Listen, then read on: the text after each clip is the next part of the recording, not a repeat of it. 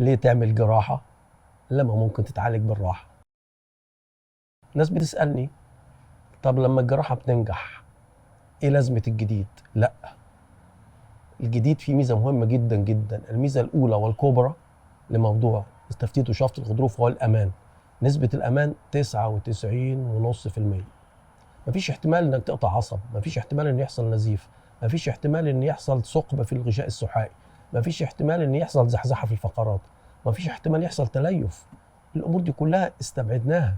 لما يكون في تكنيك ممكن يديك الميزات بتاعة الاستئصال واستخراج الغضروف.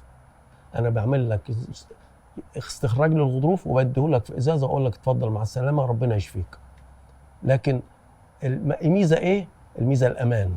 لان جراحه ناجحه وبقى لها اكتر من 90 سنه في الطب، لكن الجراحه موجوده وستظل موجوده لانها هي العلاج المعيار الذهبي اللي ممكن يتعامل مع كل الحالات. احنا لنا طائفه من المرضى اللي ممكن نتعامل معاهم. هذه الطائفه بدل ما يروحوا جراحه لا يقدروا يعملوا حاجة تانية. بس أرجوك تعالى بدري. احنا حاليا بنعمل كل ما يخش لي 5 عيانين اختار منهم 1 ينفع و4 ما ينفعوش. ليه ما ينفعوش؟ ليه؟ اتأخروا. الغضروف تطور، وصل إلى مرحلة متطورة. مرحلة متطورة يعني لو أنا عملته هطلع غضروف وكل حاجة لكن مش هتتحسن، ودي الأمانة.